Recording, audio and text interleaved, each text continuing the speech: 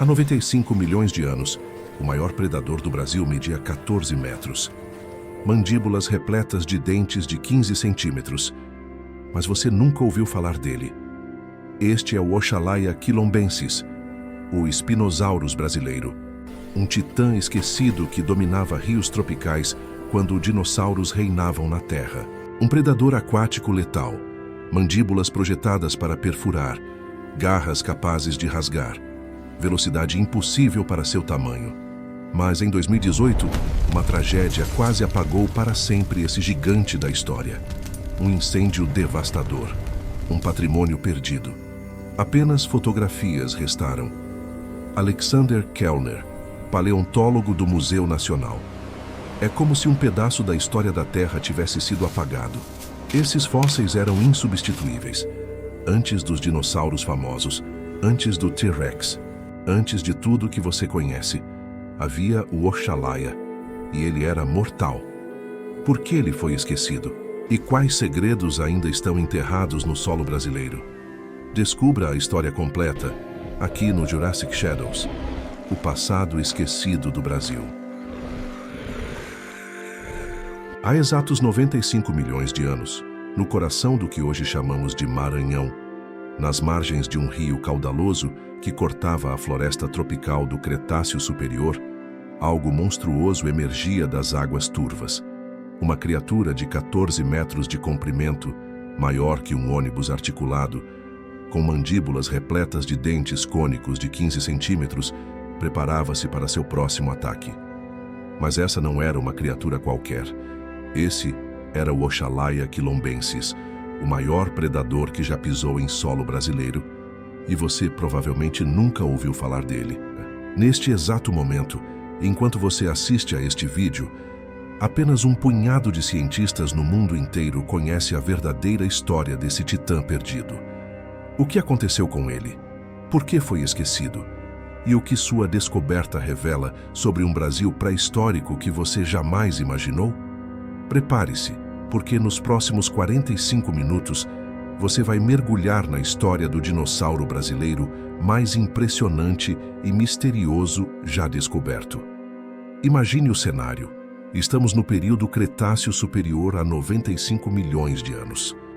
O supercontinente Gondwana estava se fragmentando, e o que hoje conhecemos como América do Sul estava se separando definitivamente da África.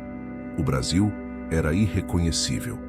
Não existiam o Amazonas como conhecemos, a Mata Atlântica ou o Pantanal. Em seu lugar, vastos sistemas fluviais cortavam florestas tropicais densas, onde coníferas primitivas e samambaias gigantes dominavam a paisagem. A temperatura média era 6 graus Celsius mais alta que hoje, e o nível de oxigênio na atmosfera chegava a 30%, permitindo que criaturas atingissem tamanhos impensáveis. Nesse mundo alienígena, na região que hoje corresponde à Ilha do Cajual, no Maranhão, rios poderosos desaguavam em um mar interior raso, criando um ecossistema único de mangues pré-históricos e estuários repletos de vida. É nesse cenário que nossa história começa, mas não da forma que você imagina. A descoberta do Oxalaia não foi um momento de glória imediata. Foi, na verdade, uma tragédia científica que quase apagou para sempre esse gigante da história. Em março de 2004, o paleontólogo brasileiro Alexander Kellner, do Museu Nacional do Rio de Janeiro, estava revisando coleções antigas quando encontrou algo extraordinário. Fragmentos de um crânio fossilizado que haviam sido coletados décadas antes na Ilha do Cajual, mas nunca estudados adequadamente. Os ossos eram massivos, diferentes de qualquer coisa já encontrada no Brasil. A mandíbula tinha uma forma peculiar, alongada e achatada, como a de um crocodilo moderno. Os dentes, perfeitamente preservados em alguns fragmentos, eram cônicos, sem serrilhas, design perfeito não para rasgar carne de presas terrestres, mas para segurar peixes escorregadios. Kellner imediatamente percebeu. Aquilo não era um dinossauro terrestre comum, era um espinosaurídeo, a mesma família do famoso Spinosaurus aegyptiacus do norte da África. Mas havia algo único ali. As proporções eram ligeiramente diferentes e a localização geográfica era revolucionária. Até aquele momento, nenhum espinosaurídeo completo havia sido encontrado na América do Sul. A descoberta sugeria que essas criaturas haviam cruzado entre continentes quando Gondwana ainda estava conectada, e depois evoluíram de forma independente em ambos os lados do Atlântico Sul, que então começava a se formar. Em 2004, Kellner e sua equipe publicaram a descrição oficial da nova espécie, Oxalaia quilombensis. O nome era uma homenagem duplamente brasileira. Oxalá, a divindade iorubá associada à criação, e quilombensis, referência aos quilombos, comunidades de resistência afro-brasileiras. Era o reconhecimento de que esse dinossauro era profundamente conectado à terra e à história do Brasil. Mas a alegria da descoberta seria manchada por uma tragédia inimaginável. Os fósseis do Oxalaia estavam guardados no Museu Nacional, a instituição científica mais antiga do Brasil, fundada em 1818. Durante décadas, aqueles ossos permaneceram nas coleções, esperando estudos mais aprofundados, novas tecnologias que pudessem revelar mais segredos. Planos estavam sendo feitos para uma expedição de volta à Ilha do Cajual para procurar mais material. Pesquisadores internacionais começavam a se interessar. O Oxalaia estava prestes a ganhar o reconhecimento que merecia. Então, veio 2 de setembro de 2018. Um incêndio devastador consumiu o Museu Nacional.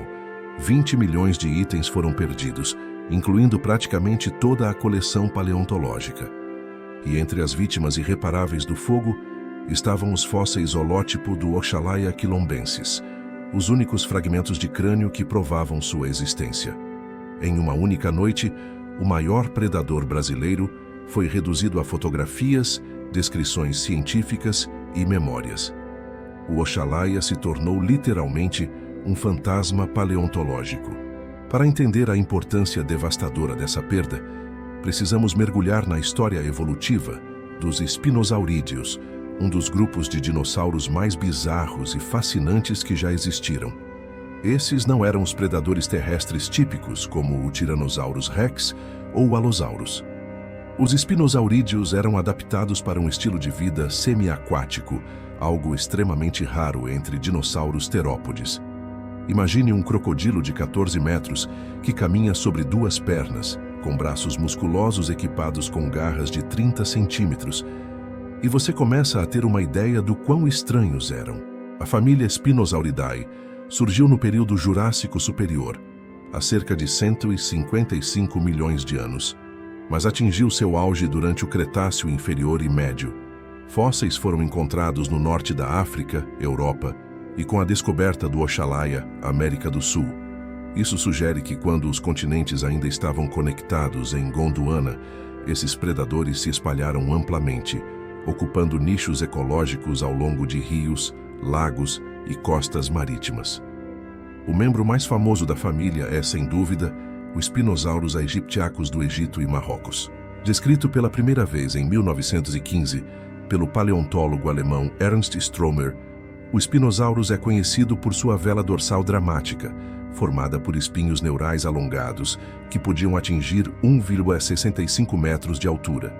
Essa estrutura provavelmente tinha funções de termorregulação e display visual. Em 2014, novas descobertas revelaram que o Spinosaurus tinha adaptações ainda mais aquáticas do que se imaginava. Patas traseiras curtas e poderosas, densidade óssea similar à de mamíferos aquáticos e possivelmente uma cauda achatada lateralmente que funcionava como um remo. Essas descobertas revolucionaram nossa compreensão, sugerindo que o Spinosaurus passava grande parte do tempo na água, nadando ativamente em busca de peixes e outros animais aquáticos. Era essencialmente um crocodilo-dinossauro gigante, mas o Spinosaurus não estava sozinho. Outros membros da família incluem o Baryonyx walkeri da Inglaterra, descoberto em 1983, com seus 10 metros de comprimento e garra do polegar massiva de 31 centímetros, que deu origem ao seu nome, que significa garra pesada. Fósseis de Baryonyx preservaram conteúdo estomacal que incluía escamas de peixe e ossos de um jovem iguanodon. provando que esses predadores eram oportunistas, caçando tanto na água quanto ocasionalmente em terra.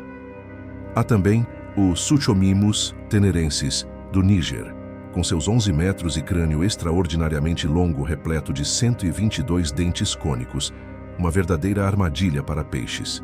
E o Irritator challengeri, outro brasileiro, descoberto na Formação Santana do Ceará em 1996. O Irritator recebeu esse nome porque o fóssil havia sido extensivamente adulterado por comerciantes ilegais antes de chegar aos cientistas, causando grande irritação aos pesquisadores. Com seus 8 metros de comprimento, o Irritator era menor que o Oxalaia, mas confirmava que o Brasil do Cretáceo abrigava múltiplas espécies de espinosaurídeos. Agora, aqui está onde a história do Oxalaia se torna ainda mais intrigante. Baseado nos fragmentos de crânio que foram estudados antes do incêndio, os cientistas estimam que o Oxalaia quilombensis tinha aproximadamente 12 a 14 metros de comprimento, com peso entre 5 e 7 toneladas, tornando-o potencialmente o maior espinosaurídeo das Américas e um dos maiores predadores do Cretáceo brasileiro. Sua mandíbula tinha características únicas. Era mais robusta que a do Spinosaurus, sugerindo uma mordida mais poderosa, mas ainda mantinha o perfil alongado típico da família. Os dentes preservados mediam até 15 centímetros de comprimento.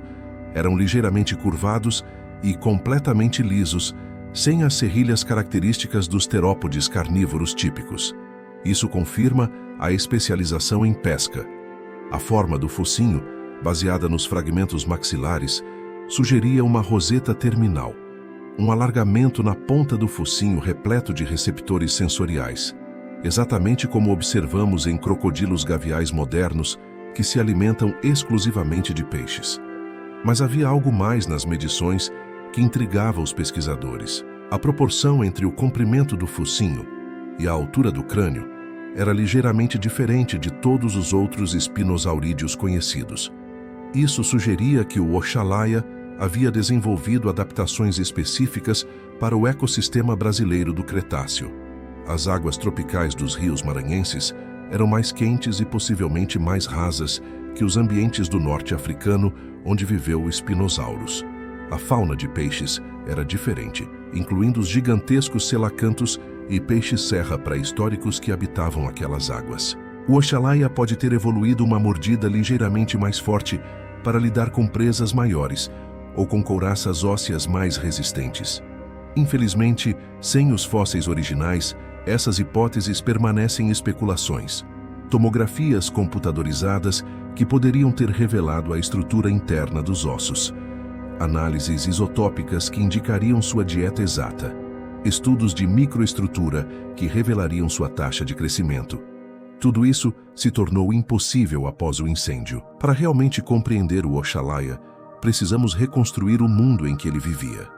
A Formação Alcântara, na ilha do Cajual, Maranhão, é uma janela temporal extraordinária para o Cretáceo Superior brasileiro, há aproximadamente 95 a 100 milhões de anos.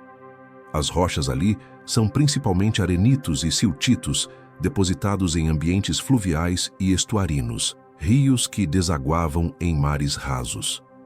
Quando você caminha hoje pela ilha do Cajual, durante a maré baixa, pode literalmente ver afloramentos rochosos repletos de fósseis expostos pela erosão das ondas. É um dos sítios paleontológicos mais ricos do Brasil, mas também um dos mais ameaçados pela erosão costeira, que destrói fósseis mais rápido do que conseguimos coletá-los.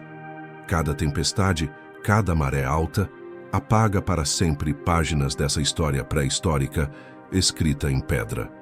O ambiente era radicalmente diferente do Maranhão atual. Imagine um vasto delta tropical, onde múltiplos canais fluviais serpenteavam através de planícies cobertas por florestas de coníferas primitivas, cicadáceas e samambaias arborescentes.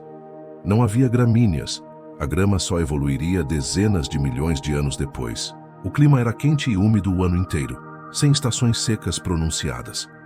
Chuvas torrenciais eram frequentes, causando enchentes que transportavam sedimentos e ocasionalmente sepultavam carcaças de animais, preservando-as como fósseis. Os rios desaguavam em um mar epicontinental raso, criando extensos mangues pré-históricos e estuários onde água doce e salgada se misturavam. Essa zona de transição entre rio e mar era incrivelmente produtiva biologicamente, repleta de peixes, tubarões, arraias, tartarugas e crocodilomorfos. E que fauna extraordinária habitava esse mundo. Os fósseis da Formação Alcântara revelam um ecossistema complexo e diversificado. Nas águas, além do Oxalaia, nadavam múltiplas espécies de crocodilomorfos pré-históricos, incluindo formas semiaquáticas gigantescas, com crânios achatados e longas fileiras de dentes, competidores diretos do Oxalaia pelos mesmos recursos de pesca. Havia também tartarugas de água doce, do tamanho de mesas de jantar, com carapaças robustas que ofereciam pouca proteção contra as mandíbulas poderosas dos grandes predadores. Os peixes incluíam selacantos robustos, raias de água doce com ferrões venenosos, e peixes-serra primitivos cujos serrotes rostrais fossilizados são frequentemente encontrados na região. Alguns desses peixes atingiam 3 metros de comprimento, presas substanciais que exigiam força considerável para serem capturadas. Mas o Oxalaia não reinava sozinho mesmo em terra. Outros dinossauros terópodes compartilhavam esse ambiente. Fósseis de abelissaurídeos, predadores de porte médio com crânios curtos e poderosos, membros anteriores atrofiados e corpos robustos, foram encontrados na mesma formação. Esses eram provavelmente os predadores terrestres dominantes, caçando herbívoros ao longo das planícies de inundação, enquanto o Oxalaia focava nas águas. Havia também evidências de dinossauros saurópodes, os gigantescos herbívoros de pescoço longo, embora os fósseis sejam fragmentários. Vértebras isoladas e costelas sugerem titanossauros de porte médio, talvez com 12 a 15 metros de comprimento, que se alimentavam da vegetação das copas das árvores. E não podemos esquecer dos pterossauros, répteis voadores com envergaduras que podiam ultrapassar 5 metros, planejando sobre os rios em busca de peixes que capturavam com seus bicos alongados e repletos de dentes. Alexander Kellner, o paleontólogo que descreveu o Oxalaia, é também um dos maiores especialistas mundiais em pterossauros e liderou múltiplas expedições à Ilha do Cajual entre as décadas de 1990 e 2010. Em entrevistas após o incêndio do Museu Nacional, Kellner descreveu a Formação Alcântara como um tesouro paleontológico incomparável, mas tragicamente subexplorado. Ele relata que a cada expedição, novos fósseis eram descobertos, dentes de terópodes não identificados, ossos de herbívoros ainda não descritos, vértebras de crocodilomorfos gigantes. Mas a falta de financiamento constante, a dificuldade de acesso à ilha e a necessidade de trabalhar apenas durante as marés baixas tornavam o trabalho lento e desafiador. Muitos fósseis fotografados em expedições anteriores simplesmente desapareceram, levados pela erosão antes que pudessem ser coletados. É uma corrida contra o tempo que estamos perdendo. Um dos achados mais intrigantes relacionados ao Oxalaia não eram ossos, mas marcas de dentes. Em alguns fósseis de peixes e crocodilos encontrados na Formação Alcântara, pesquisadores identificaram padrões de perfurações e ranhuras consistentes com mordidas de grandes terópodes. As marcas eram profundas, penetrando vários milímetros no osso, indicando tremenda força de mordida. O espaçamento entre as marcas correspondia ao arranjo dentário típico de espinosaurídeos. Mais fascinante ainda, em alguns casos as marcas mostravam sinais de cicatrização.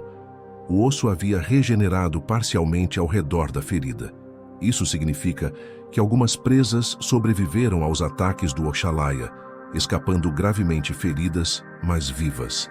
Era um ecossistema de violência constante, onde a linha entre predador e presa era decidida por segundos de reação, força bruta e um pouco de sorte.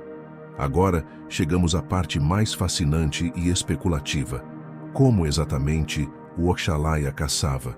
Para responder isso, precisamos combinar as evidências anatômicas dos fósseis destruídos, estudos de espinosaurídeos relacionados e observações de predadores aquáticos modernos. O resultado é um retrato de uma das estratégias de caça mais especializadas e eficientes do Cretáceo.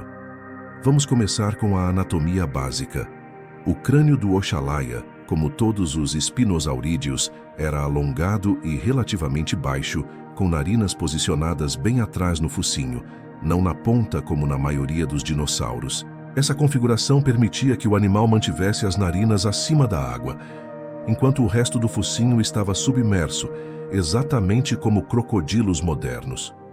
Os olhos também estavam posicionados no topo do crânio, oferecendo visão binocular acima da linha d'água, enquanto o corpo permanecia oculto abaixo da superfície. Os dentes cônicos, sem serrilhas, eram perfeitos para perfurar e segurar, não para cortar.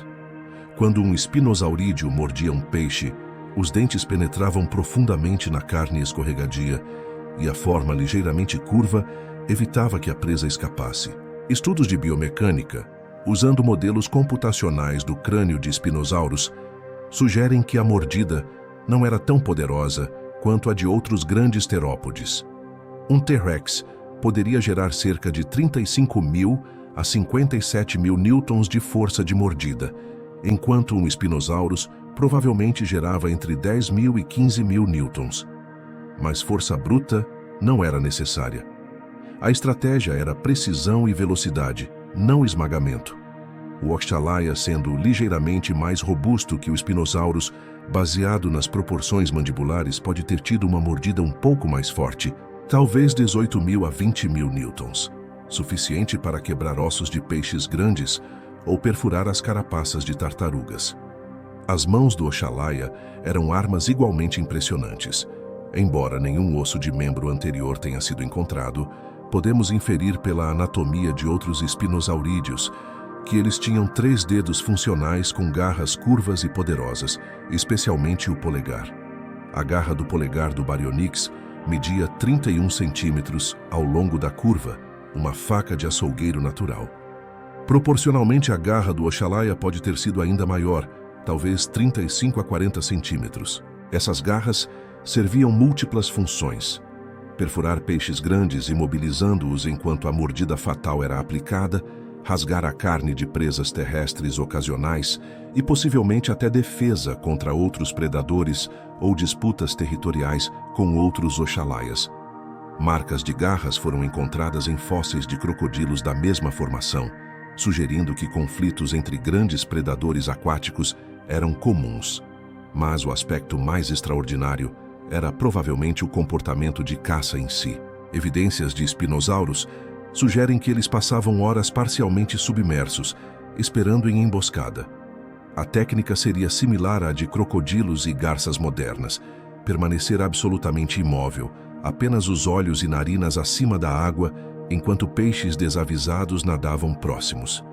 Então, com uma explosão súbita de velocidade, o pescoço longo se curvava, a cabeça mergulhava e as mandíbulas se fechavam ao redor da presa em uma fração de segundo.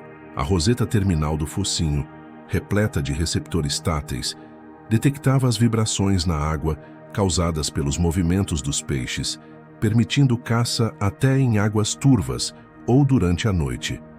Para presas maiores, o Oxalaia pode ter usado uma estratégia diferente: seguir ativamente os cardumes, usando suas patas traseiras poderosas para nadar.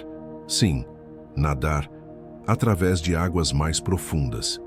Estudos recentes de espinossauros revelaram que a densidade óssea de suas pernas e costelas era muito maior que a de outros terópodes, similar à de hipopótamos e pinguins modernos. Ossos densos reduzem a flutuabilidade, permitindo que o animal permaneça submerso com menos esforço. Sua cauda, reconstruída em 2020, era achatada lateralmente e musculosa, um remo natural que gerava propulsão por movimentos laterais, exatamente como crocodilos e salamandras aquáticas. Isso significa que o Spinosaurus e possivelmente o Oxalaia não apenas andava em águas rasas, mas nadava ativamente em águas mais profundas, perseguindo peixes com agilidade surpreendente para uma criatura de 6 toneladas. Imagine! Um dinossauro predador que domina tanto ambientes terrestres quanto aquáticos, caçando com igual eficiência em múltiplos nichos ecológicos. Era uma máquina evolutiva sem paralelos no mundo moderno. Antes de continuarmos esta jornada pelo mundo perdido do Oxalaia, quero fazer uma pausa rápida. Se você está fascinado por essas criaturas incríveis que dominaram o Brasil pré-histórico, se quer mergulhar ainda mais fundo nas descobertas paleontológicas que estão reescrevendo nossa compreensão sobre dinossauros, então você precisa se inscrever agora no canal Jurassic Shadows. A cada semana, trazemos novas histórias sobre criaturas que fariam os dinossauros famosos parecerem comuns, exploramos fósseis descobertos aqui no Brasil que o mundo ignora e revelamos os segredos enterrados há milhões de anos. Ative o sininho de notificações porque você não vai querer perder o próximo episódio, onde vamos explorar outro gigante brasileiro que faz o Oxalaia parecer pequeno. Agora vamos voltar para o Cretáceo, porque a história do Oxalaia está apenas começando a ficar realmente interessante. Um dos maiores mistérios sobre o Oxalaia e outros espinosaurídeos é: eles eram solitários ou sociais? Viviam e caçavam sozinhos, defendendo territórios ferozmente contra outros da mesma espécie, ou formavam grupos familiares, ou até mesmo bandos de caça cooperativa? Infelizmente, evidências diretas são escassas. Não temos trackways, caminhos de pegadas fossilizadas, que mostrem múltiplos espinosaurídeos se movendo juntos, como encontramos para alguns outros terópodes. Não temos bone beds, acumulações massivas de ossos de vários indivíduos que sugiram comportamento social ou mortes em grupo. Mas podemos fazer inferências baseadas em ecologia moderna, anatomia e as raras pistas que os fósseis oferecem. E essas inferências pintam um retrato complexo. Predadores aquáticos modernos mostram grande variedade de comportamentos sociais. Crocodilos, os análogos ecológicos mais próximos dos espinosaurídeos, são geralmente solitários, mas toleram a presença de outros indivíduos em áreas ricas em recursos. Durante secas, quando lagos e rios encolhem, múltiplos crocodilos podem se aglomerar em poças d'água remanescentes, mantendo uma hierarquia baseada em tamanho. Grandes machos dominam os melhores territórios de caça e reprodução, enquanto indivíduos menores são forçados para áreas marginais. Mas eles não cooperam ativamente na caça. Por outro lado, alguns predadores semiaquáticos, como ariranhas gigantes da Amazônia, são altamente sociais, caçando em grupos coordenados e compartilhando presas grandes.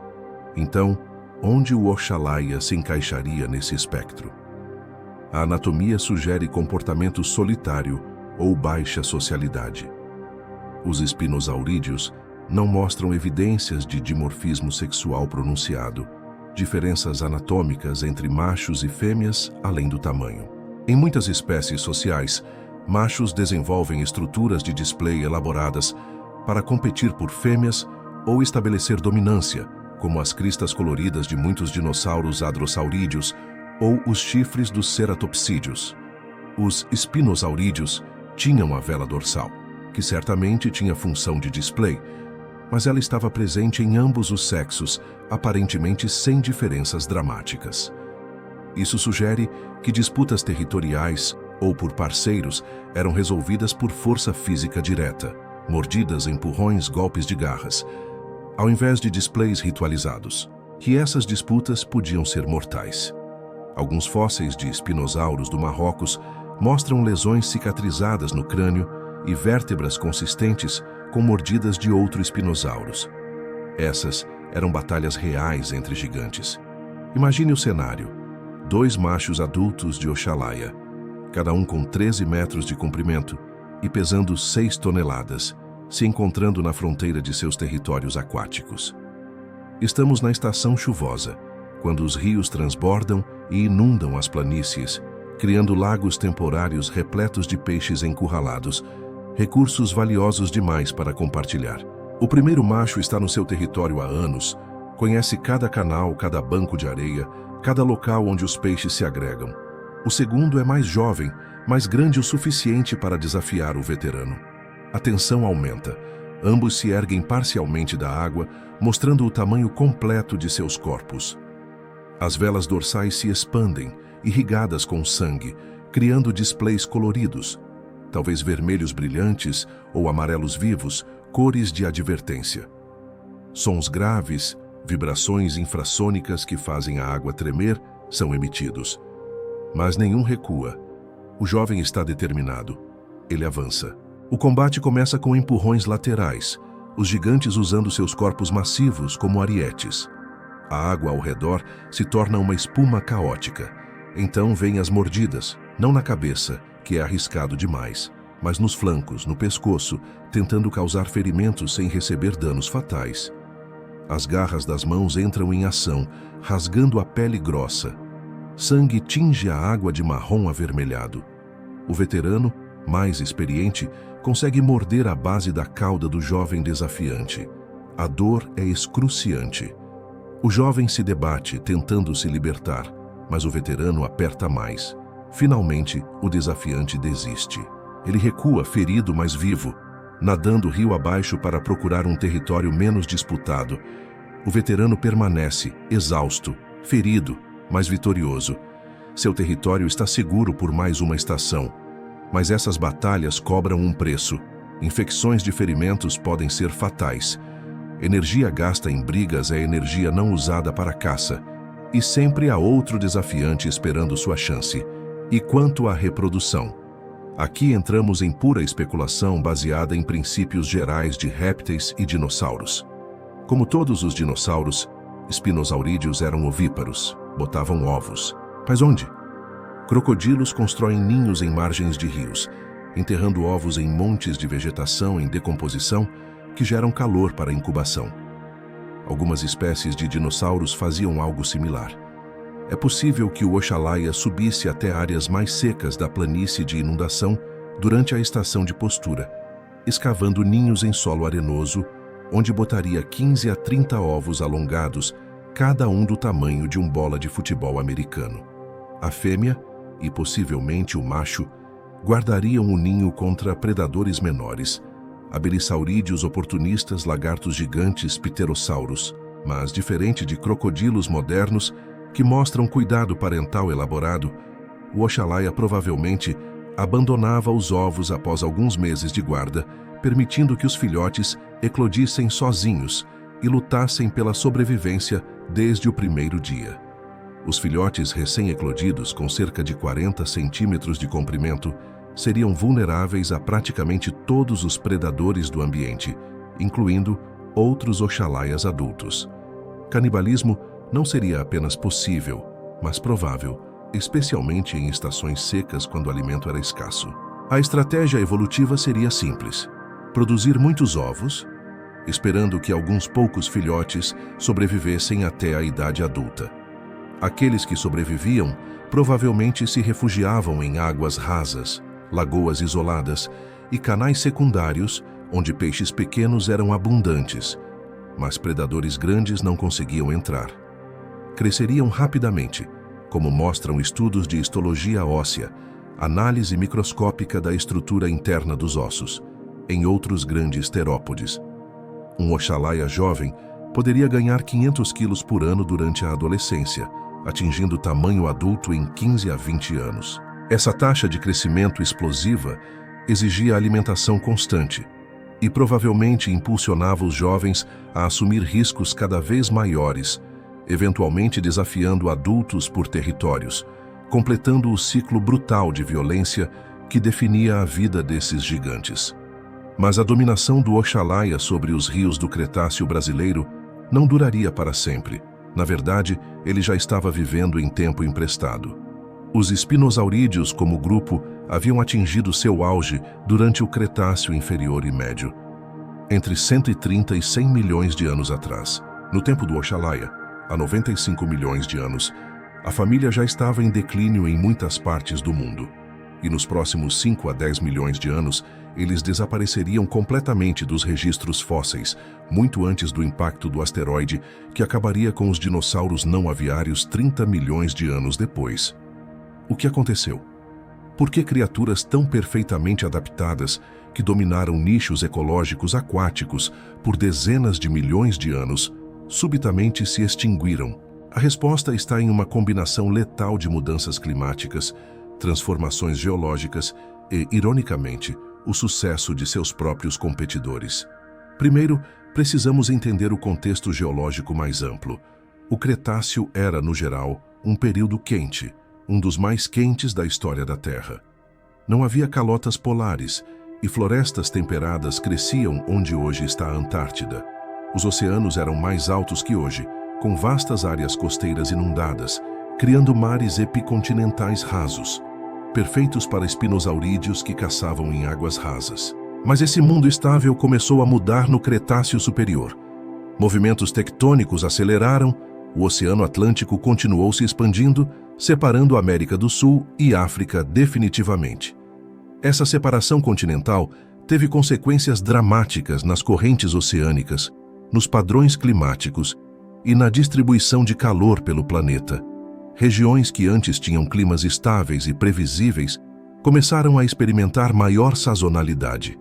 Estações secas mais longas, variações de temperatura mais extremas. Para o Oxalaia, especificamente, o problema começou com as mudanças nos sistemas fluviais brasileiros. A região que hoje é o Maranhão estava passando por transformações geológicas significativas. O mar interior raso, que criava os extensos estuários e mangues pré-históricos, começou a recuar à medida que o nível do mar global flutuava. Os rios mudaram seus cursos. Alguns secaram completamente durante estações secas prolongadas. Lagos permanentes se tornaram temporários. Essa instabilidade ambiental era devastadora para um predador especializado como o Oxalaia. Lembre-se, esses não eram caçadores generalistas que podiam simplesmente mudar de presa ou de habitat. Eles haviam evoluído por milhões de anos para dominar um nicho muito específico: pesca em águas calmas, rasas e ricas em nutrientes. Quando esses ambientes começaram a desaparecer ou a se tornar menos previsíveis, o Oxalaia enfrentou crise. Mas havia um problema ainda maior: competição com crocodilomorfos verdadeiros. Durante o Cretáceo Superior, crocodilos e seus parentes estavam passando por sua própria explosão evolutiva, diversificando-se em dezenas de formas especializadas. Alguns eram terrestres, caçando como grandes felinos. Outros eram marinhos, com membros transformados em nadadeiras.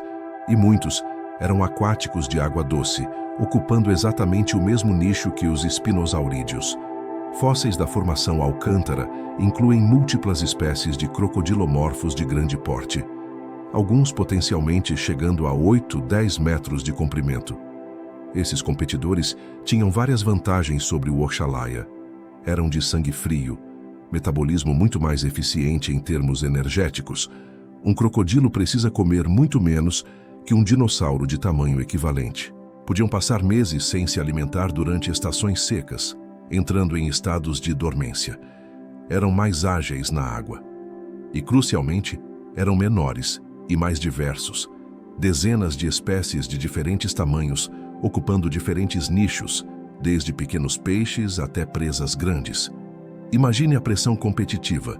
Em cada rio, lago e estuário, o Oxalaia agora competia não apenas com outros Oxalaias, mas com meia dúzia de espécies diferentes de crocodilomorfos, cada uma especializada em diferentes tamanhos de presa, diferentes profundidades de água, diferentes estratégias de caça. Nos locais mais produtivos, estuários repletos de peixes migradores, lagos profundos com grandes selacantos, talvez o Oxalaia ainda mantivesse vantagem através de seu tamanho e força bruta. Mas nas áreas marginais, nos rios menores, nos lagos rasos, os crocodilomorfos dominavam. E quando estações secas prolongadas reduziam o habitat disponível, forçando todos os predadores aquáticos a se concentrar em poças d'água cada vez menores, o metabolismo voraz do Oxalaia se tornava uma desvantagem fatal.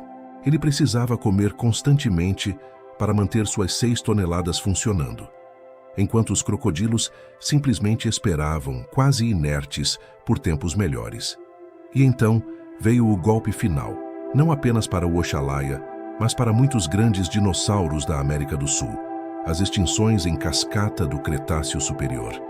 Entre 100 e 90 milhões de anos atrás, múltiplas linhagens de dinossauros sul-americanos desapareceram dos registros fósseis em um período geologicamente curto. Não foi uma extinção em massa dramática, como a que acabaria com todos os dinossauros não aviários 30 milhões de anos depois. Foi algo mais insidioso.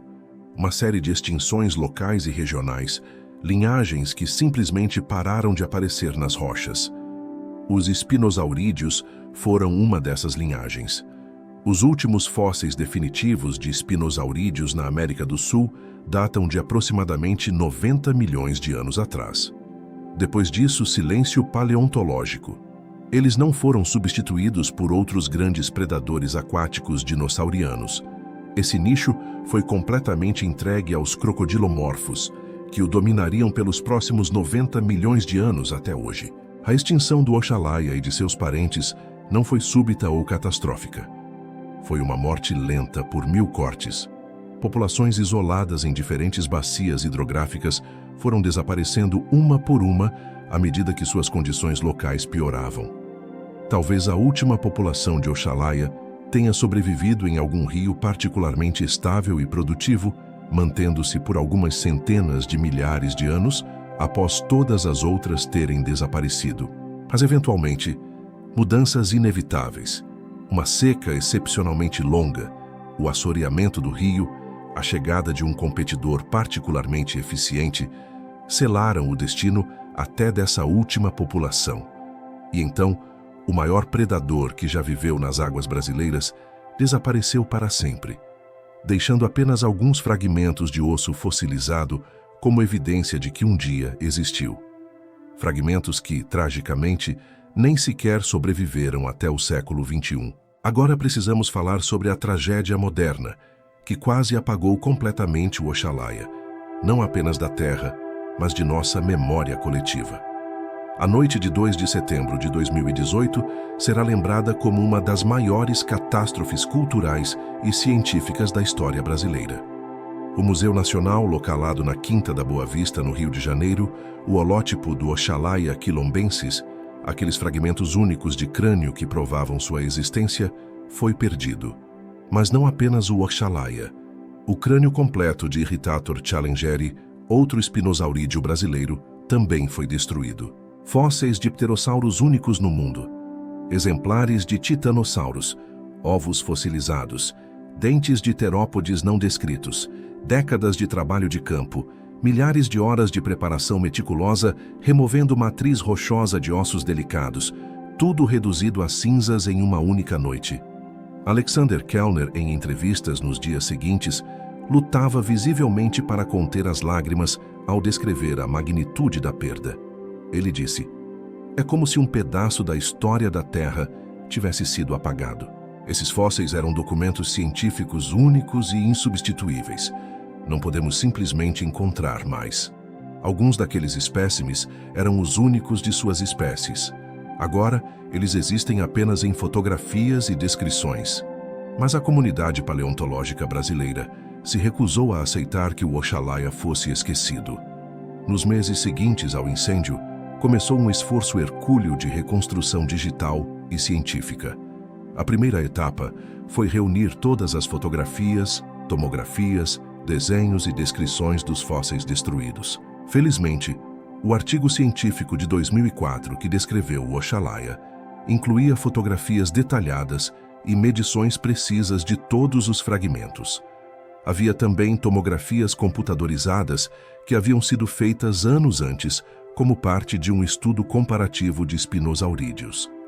Essas imagens digitais, armazenadas em servidores de backup, sobreviveram.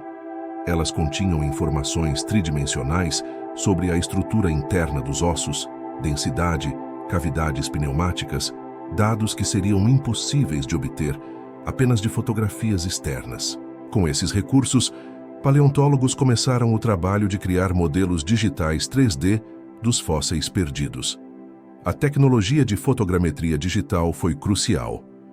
Usando múltiplas fotografias dos fósseis tiradas de diferentes ângulos, algoritmos de computador podem reconstruir modelos tridimensionais surpreendentemente precisos. É o mesmo princípio usado em filmes de CGI modernos.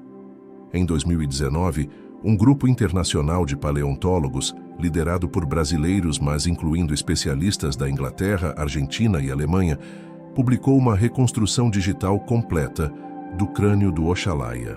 O modelo 3D foi criado a partir de 47 fotografias diferentes dos fragmentos originais, combinadas com dados comparativos de outros espinosaurídeos. O resultado foi uma visualização que provavelmente representa 85–90% de precisão em relação ao fóssil real. Não é perfeito. Há áreas de incerteza, especialmente nas regiões onde os fragmentos estavam danificados ou incompletos, mas é extraordinariamente melhor que perder tudo. E, crucialmente, o modelo digital está disponível gratuitamente online, permitindo que pesquisadores de qualquer lugar do mundo estudem o Oxalaia sem precisar ter acesso físico aos fósseis. Mas a reconstrução digital foi apenas o começo. Havia uma questão ainda mais importante. Existem mais fósseis de Oxalaia ainda não descobertos na Ilha do Cajual? Lembre-se, o holótipo original foi coletado décadas atrás, e a formação geológica está sendo constantemente erodida pelo mar. Cada maré alta, cada tempestade, expõe novas camadas rochosas e destrói outras. É uma corrida contra o tempo. Em 2019 e 2021, duas grandes expedições foram organizadas para retornar à Ilha do Cajual, especificamente procurando mais material de Oxalaia. As equipes incluíram não apenas paleontólogos, mas também geólogos para mapear precisamente as camadas rochosas, especialistas em geis para criar modelos topográficos digitais da ilha e até drones para fotografar áreas de difícil acesso. A tecnologia transformou completamente a paleontologia de campo.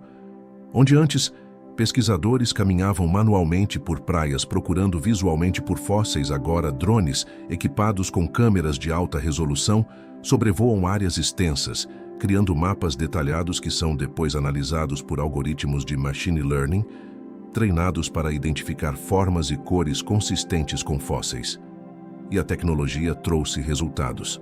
Em uma das expedições, fragmentos adicionais que podem pertencer a Oxalaia foram encontrados.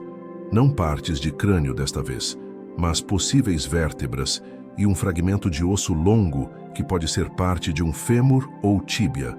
Esses novos achados estão atualmente sendo preparados e estudados, e aguardam confirmação definitiva de que realmente pertencem a Oxalaia e não a outro grande terópode. Se confirmados, serão os primeiros fósseis de Oxalaia descobertos após o incêndio e fornecerão informações completamente novas sobre a anatomia pós-craniana do animal, algo que não tínhamos antes.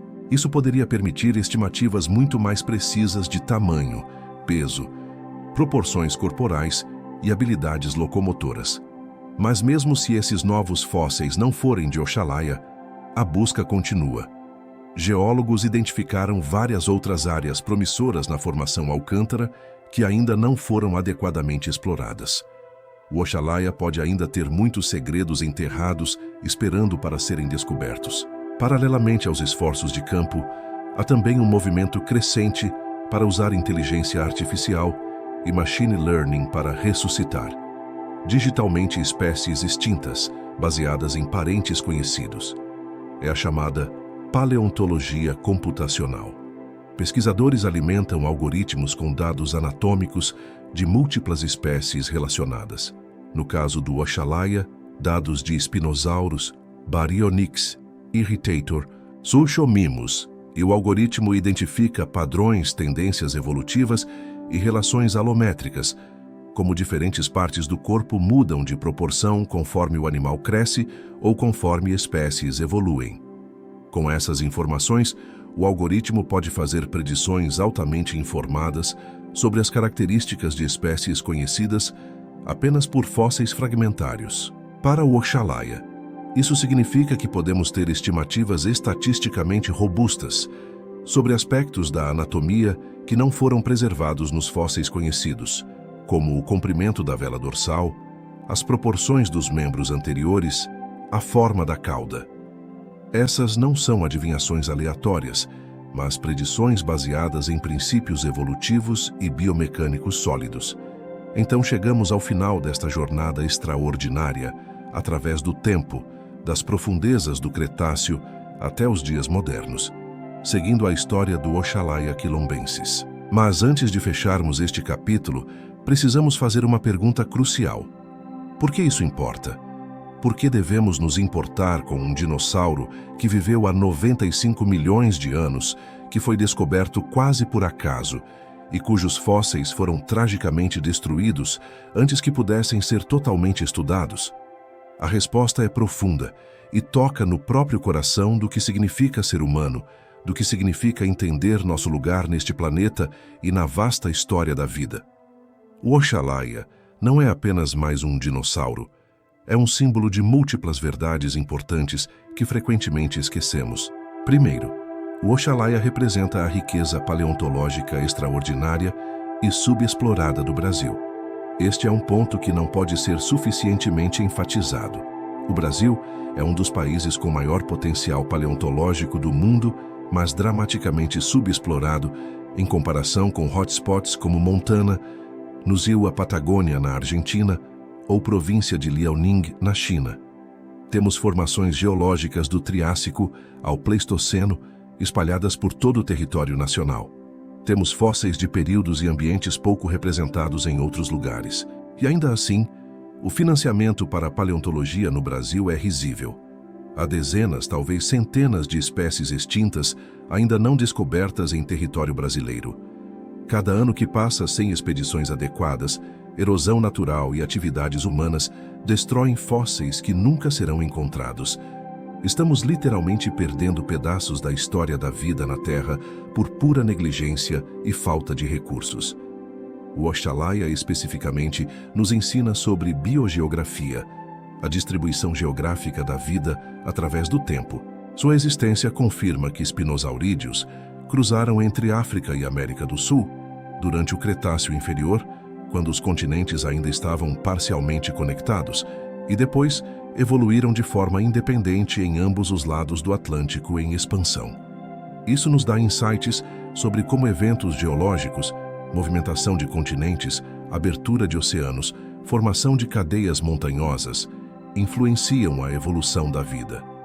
Não são processos separados. Geologia e biologia estão profundamente entrelaçadas. As criaturas que evoluem são moldadas pelos ambientes que habitam, e esses ambientes são moldados por forças geológicas operando em escalas de tempo de milhões de anos. O Oxalaia é uma peça individual nesse quebra-cabeça cósmico gigantesco, mas cada peça é crucial para ver a imagem completa. Além disso, o Oxalaia desafia nossas preconcepções sobre dinossauros. Quando a maioria das pessoas pensa em dinossauros predadores, imagina o Tyrannosaurus Rex ou o Velociraptor, caçadores terrestres perseguindo herbívoros através de planícies e florestas. Mas o Oxalaia e seus parentes espinosaurídeos mostram que dinossauros exploraram nichos ecológicos muito mais diversos. Eles foram capazes de se adaptar para ambientes aquáticos, desenvolvendo as mesmas especializações que vemos em crocodilos modernos, mas de forma completamente independente. Isso é um exemplo perfeito de evolução convergente, quando linhagens não relacionadas desenvolvem características similares em resposta a pressões ambientais similares. As mesmas leis da física e as mesmas demandas ecológicas levam a soluções anatômicas similares, não importa se você é um réptil do Cretáceo ou um mamífero moderno. Compreender esses princípios não é apenas academicamente interessante, é fundamental para entender como a vida funciona, como ela muda, como ela responde a desafios ambientais. E isso nos traz a lição mais contemporânea e urgente do Oxalaia: extinção. Essa criatura dominante, perfeitamente adaptada ao seu ambiente, no topo da cadeia alimentar aquática, se extinguiu. Não por um evento catastrófico súbito, mas por mudanças graduais no clima e no ambiente que minaram sua capacidade de competir e sobreviver. Mudanças nos sistemas fluviais, alterações na sazonalidade, competição com outras espécies. Esses fatores se combinaram ao longo de milhões de anos até que o Oxalaia simplesmente não pudesse mais se adaptar rápido o suficiente. Essa história tem ecos preocupantes no mundo moderno. Estamos atualmente causando mudanças ambientais em ritmo muito mais rápido do que as mudanças naturais que causaram a extinção do Oxalaia. Alterações climáticas, destruição de habitats, poluição, introdução de espécies invasoras. Todas essas pressões estão empurrando milhares de espécies para a extinção agora mesmo. A diferença é que estamos fazendo isso em décadas ou séculos, não em milhões de anos. A paleontologia não nos dá apenas histórias fascinantes sobre criaturas antigas. Ela nos dá lições sobre o que acontece quando ambientes mudam mais rápido do que a vida consegue acompanhar. E, finalmente, há a questão do próprio incêndio do Museu Nacional. A destruição do holótipo do Oxalaia é um microcosmo de uma crise muito maior, o descaso sistemático com ciência, educação e patrimônio cultural no Brasil e em muitos outros países. O incêndio não foi um acidente inevitável, foi o resultado de anos de negligência, cortes orçamentários, manutenção adiada, avisos ignorados. Pesquisadores haviam alertado sobre os riscos por anos, mas os recursos nunca vieram. E agora, um patrimônio insubstituível da humanidade está perdido para sempre. Quando queimamos museus, queimamos livros, fechamos universidades, cortamos financiamento de pesquisa, não estamos apenas perdendo objetos ou informações. Estamos perdendo nossa capacidade coletiva de entender o mundo, de fazer perguntas, de buscar respostas. Estamos deliberadamente nos tornando mais ignorantes. E na era de mudanças climáticas, pandemias globais e crises ambientais em cascata, ignorância não é apenas lamentável, é potencialmente fatal. Mas apesar de toda a tragédia, há motivos para esperança. A comunidade paleontológica brasileira mostrou resiliência extraordinária após o incêndio. Novos fósseis estão sendo descobertos. Novas tecnologias permitem estudar espécimes de formas antes impossíveis. Uma nova geração de paleontólogos brasileiros está se formando, apaixonada e determinada a contar essas histórias, a proteger esse patrimônio. Projetos de divulgação científica estão levando paleontologia para escolas, comunidades, plataformas digitais. Lentamente, o público brasileiro está começando a perceber a riqueza de seu passado paleontológico. E com essa consciência vem pressão por proteção, por financiamento, por valorização da ciência. O Oxalaia, mesmo destruído, se tornou um símbolo, um lembrete do que podemos perder se não agirmos, mas também do que podemos preservar e descobrir se fizermos as escolhas certas. O trabalho continua na Ilha do Cajual. A cada maré baixa, novas seções de rocha são expostas. E em algum lugar sob aquelas areias e arenitos, mais segredos do Cretáceo brasileiro esperam. Talvez outro crânio de Oxalaia, desta vez completo. Talvez esqueletos de juvenis que nos mostrem como eles cresciam. Talvez ovos fossilizados que revelem como se reproduziam. Talvez até espécies completamente novas, ainda não imaginadas. A história do Oxalaia não terminou no incêndio de 2018. Ela continua a cada nova expedição, a cada nova análise, a cada pessoa que ouve sobre esse gigante esquecido e sente aquela faísca de admiração, aquele desejo de saber mais. Porque é isso que a paleontologia realmente faz. Não apenas nos conta sobre o passado, ela nos conecta com a vastidão do tempo, com a estranheza e maravilha da vida, com nossa responsabilidade de proteger não apenas o presente, mas também o passado, que nos tornou possíveis. Se esta jornada através do Cretáceo brasileiro tocou você, se a história do Oxalaia quilombensis, o gigante esquecido que merece ser lembrado, despertou sua curiosidade sobre os dinossauros brasileiros e sobre a paleontologia que acontece bem aqui em nosso território, então você precisa fazer parte da comunidade Jurassic Shadows. Inscreva-se agora neste canal, porque a cada semana trazemos novas histórias sobre criaturas extintas que viveram onde hoje você pisa, sobre descobertas paleontológicas revolucionárias acontecendo no Brasil, sobre os cientistas brasileiros que estão reescrevendo a história da vida na Terra. Deixe um comentário abaixo contando qual dinossauro brasileiro você quer ver explorado em próximos vídeos. Compartilhe este vídeo para que mais pessoas conheçam o Oxalaia e entendam a importância de proteger nosso patrimônio paleontológico. E lembre-se, cada fóssil conta uma história, e cada história merece ser ouvida. Nos vemos na próxima aventura pré-histórica.